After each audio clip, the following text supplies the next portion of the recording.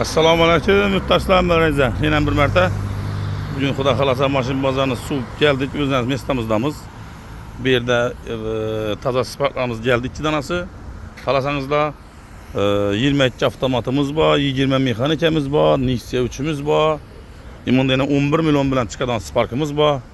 2022 mexanika 11 milyon bersangizlar bu notarius gayem içinde bo'ladi.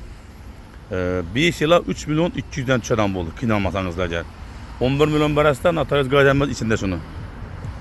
Yine. Bir yandan şu Spark, Cobalt, Gentra, Damas her xil mashinalarimiz var.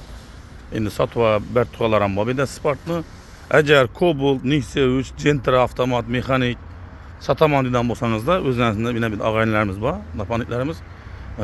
Captiva'mı, Navo mashina bo'lsam, naqd pula satib oladi. Satib olamiz ham.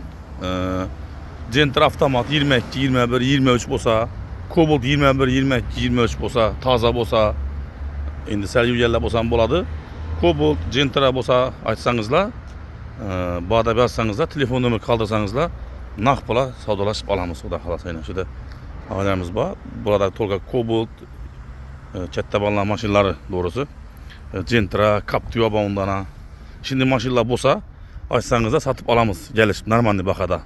Yok, naqd pul gerek bana, satıp vermeyecek koyup bilinmeyen degan bo'lsangizlar, bemalol kommentariy yozinglar, telefon nomerimi, ya o'zlarimizga mi telefon aslamı, bemalol telefon ursangizlar, savdolashib olamiz.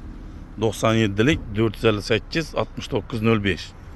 Bunda men Captiva'ni Xo'raz turibdi yine 2018 metallari bilan 250 milyona, Radnoy vech. Yine 18 Captiva'nın ahırdan bu çisti qora metallar qo'yilgan.